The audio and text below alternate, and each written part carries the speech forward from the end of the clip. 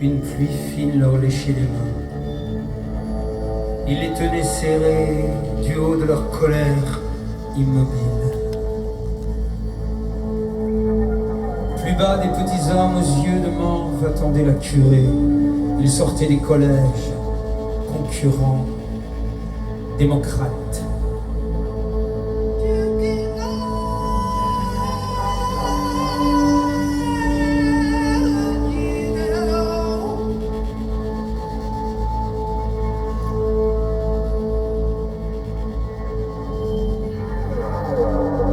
Ils marchaient à l'ordinaire, au pas, à l'air du temps. On les avait voulus ainsi. Ainsi, ils étaient ce qu'on avait voulu. Ils couraient devant le lièvre mécanique du profit, aveugles et sourds à ses dents qui claquaient pourtant comme des drapeaux.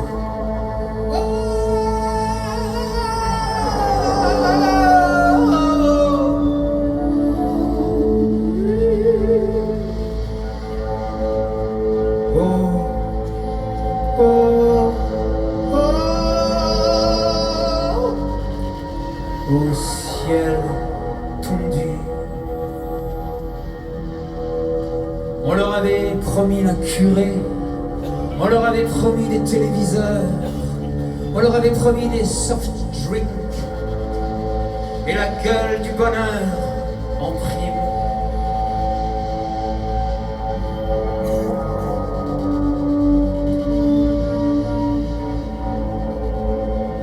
C'était l'heure. Catalina frémit en grand du haut de la dune. Elle se tourna vers son colosse. Embrassement. Plus fort que ça.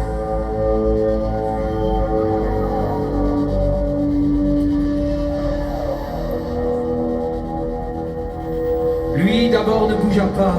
Avec l'hiver, Catalina avait le sourire du vent et les yeux de la pluie. Elle prit son visage dans sa tourmente, se pressa contre ses lèvres.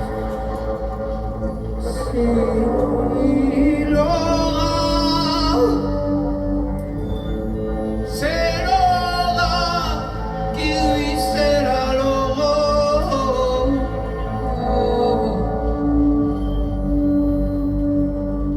C'est Laura. Il se pencha souverain du vide et la laissa guider sa main. La rosée du monde avait mouillé les draps de sa robe. Catalina ne portait rien d'autre que l'aube. Que l'aube et ses pieds nus qui s'enfonçaient dans le sable. Il sourit. La pluie tombait toujours élastique.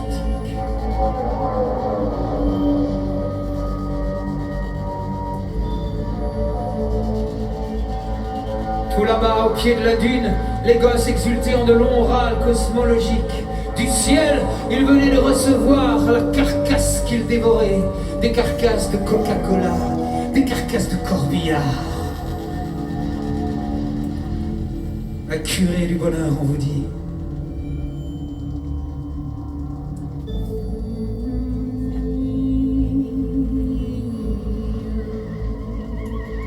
Tu es prêt?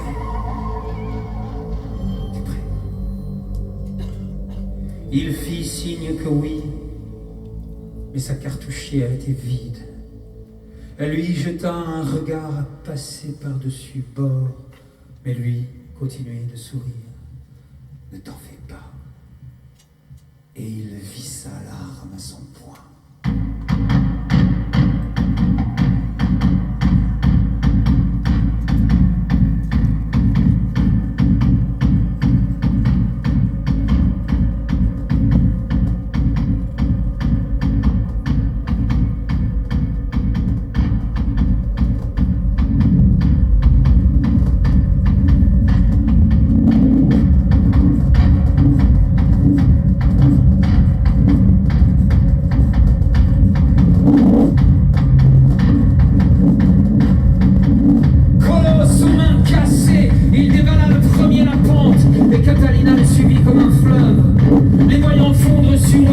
gosses se révulsèrent, certains les avaient reconnus. Il y eut de l'agitation dans les rangs les plus exposés. Les diplômés de Chicago, les autres étaient trop loin, et puis ils préféraient dévorer leurs carcasses. Eux rebondissaient sur le flanc de la dune. Pas de prisonniers! Criait Seneca, c'est pas prisonniers! Mais eux, empêtrés dans le brouhaha du cœur, ses mains hésitaient encore. On ne massacre pas des inconnus, c'est défendu! Même au hasard de la foule, on ne se venge pas! C'est défendu! On était en démocratie, oui ou non? Beaucoup se croyaient préservés, comme toujours. Et ils avaient gagné leur diplôme, oui ou non? Ils s'abattirent sur les premiers rangs et ils tomba du plomb. Le ciel s'enfuit, fendu, un carnage. Ils tombaient par grappes sous les poings du colosse, des gosses aux yeux de mort qui n'avaient rien demandé pourtant. Chaque coup cassé, le colosse frappait sans discernement, les têtes et tout ce qui passait à sa portée. Il frappait avec une colère de pierre de ses grandes mains d'acier. Catalina regarda un instant son amour qui se déchaînait, couvert du sang des autres, et puis les petits êtres écrasés sous ses pailles, et un grand chien. Sa fille d'abord comme un gémissement de nouveau-né, le baleineau qu'on harponne, un petit claquement de rien, mais les mâchoires s'étaient refermées sur leurs figures affolées. Oh, oh, tendre et douce, faux et filochée. Se fit ensuite comme les sèves d'un nez enfoncées dans le crâne d'un enfant et le grand battement d'aile. Des coups de bec, une panique rouge. Le colosse frappait le monde et ses alentours comme possédé. Catalina aussi visait la tête, les os éclataient sous l'impact. Et des hurlements, les pauvres gosses. Ce qu'ils avaient appris, ce qu'on leur avait dit, ce qu'ils avaient répété, et encore et toujours répété, plus rien ne pouvait leur servir, ils tombaient morts, raides.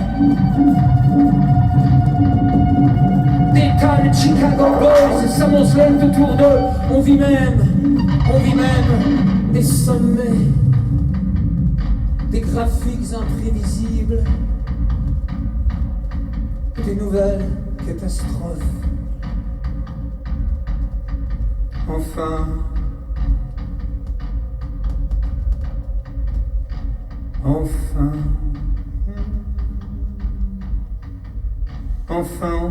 il n'y eut plus rien qu'un râle enseveli, une rumeur noire comme venant du fond d'un puits. Et plus un debout. Les corps formaient des ravines, des chemins impossibles où filaient des rigoles, des rhizomes. Catalina ne disait rien. Elle avait rangé son arme dans la ceinture du colosse et laissé balancer son corps sous la brise, la tête ailleurs. À quoi elle pensait? Ce qu'elle avait envie d'être, lui n'en savait rien. Il songeait à tous ces gosses qu'ils avaient détruits, à l'odeur de sa peau sous sa robe, et à bien d'autres choses encore. Un voile d'or passa dans le bleu du ciel. Et Catalina embrassa les mains cassées de son colosse et doucement lui dit « Viens ». Ça sentait la terre après la pluie. Il donna un dernier coup de pied dans une des têtes qui traînait là avant de filer avec elle, droit devant.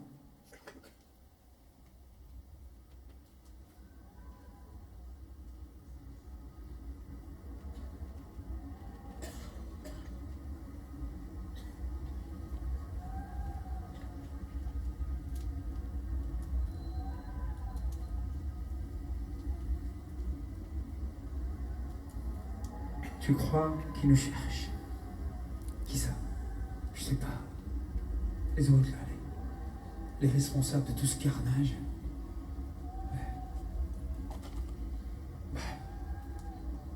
Ils ne savent même pas ce qu'ils sont. Catalina sourit. Elle était loin, la brebis qui devait traverser les yeux du crucifié. Son amour à elle avait des ailes en fer articulées de ces machines qu'on croisait au hasard des cinémathèques. Un amour au désespoir démesuré. Que s'en devenait sillage de balles traçantes. Ainsi ils marchèrent sur le dos des blés morts. Le soleil encore faisait des lignes de feu sous l'horizon. Il en tombait des nuits entières. Ils enjambèrent un village.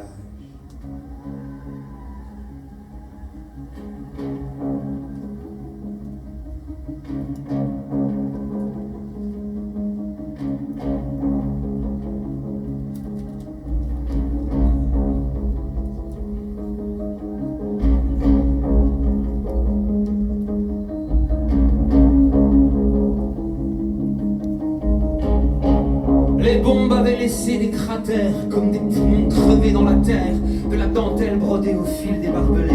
On les voyait courir le long des champs. On les voyait courir le long des champs. On les voyait courir le long des fossés. On les voyait courir, on les voyait courir. On les voyait courir et ne jamais s'arrêter.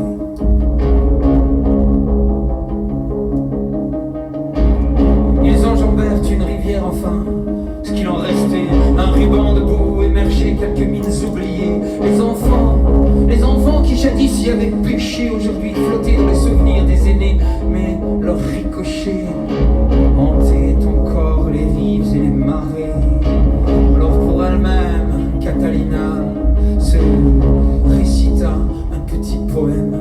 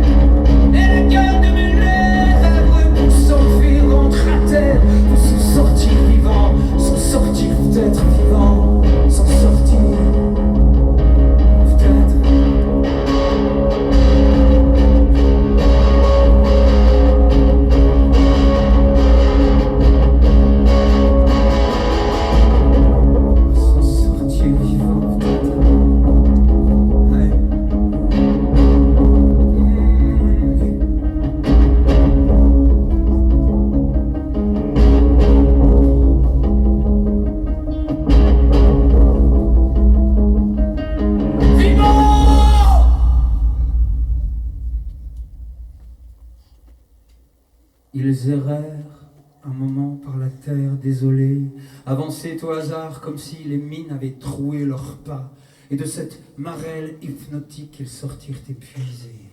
Le colosse épiait les reliefs, ses yeux de glacier bleu scintillant dans le soir. Et de guerre lasse, ils se réfugièrent dans le bois en bord de route. Catalina trouva un nid d'épines où reposaient ses pieds nus. Il faisait nuit, sans doute, il distinguait à peine le paysage mâché. Alors le colosse alluma un feu pour éloigner les hordes et s'assit en soupirant. Catalina aussi était épuisée. Ils avaient trouvé un charnier tout à l'heure et comme il était encore tiède, ils l'avaient remué de leurs mains et personne n'avait répondu.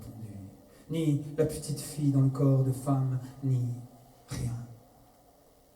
Il avait fallu les abandonner. Et tu crois qu'il en reste beaucoup? Je crois rien du tout. Mais il mentait. Elle dansait sur le reflet des braises qui couvaient dans ses yeux. La Catalina fourra sa tête contre son colosse et un instant cessa de respirer. Elle en aimait les flancs brûlants, les incendies et les branches qui la tenaient. Elle l'avait ramassé comme une arme sur le bord de la route. Depuis, il ne s'était plus quitté, inutile. Mais il était tard.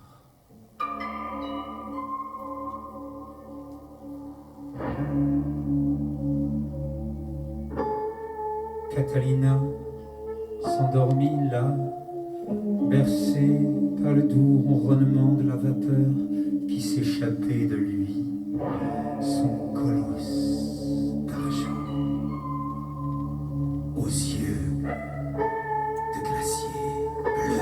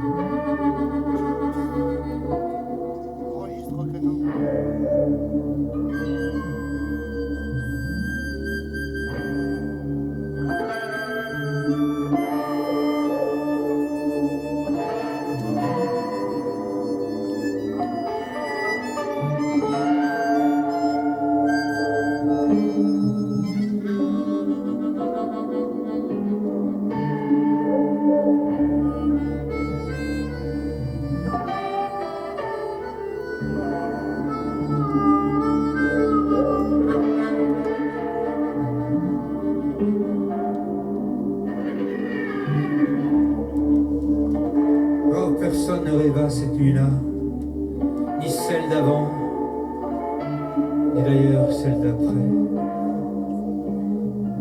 Il y avait d'autres urgences, comme par exemple courir devant le lièvre, comme par exemple s'ignorer passionnément, comme par exemple tais-toi.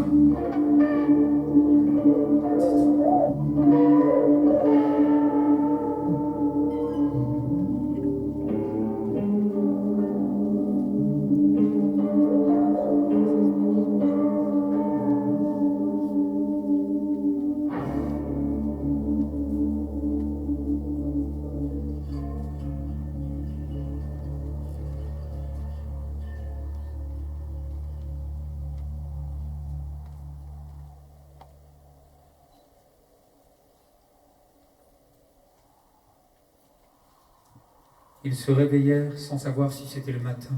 L'air était devenu si rare que le vent en crevait, ventre ouvert dans les fosses avec les soldats, les réfugiés, pour ainsi dire, pêle-mêle. Mais on le voyait encore qui respirait. Il a fallu les mains du colosse pour le sortir de là. Le pauvre, regarde. Regarde, il est tout cabossé. Le colosse hocha la tête. N'écoute pas ce qu'elle dit, allez petit, elle va. Ils aimaient la nature, même si ça ne servait à rien. Ils partirent, des hématomes plein les bras. C'est encore loin le bout du monde? Ça dépend. S'il reste un passage, on a peut-être une chance de s'échapper. Un trou dans le territoire, 2 échappés. Ils s'aimaient parce que ça ne servait à rien et que ça ne servait personne.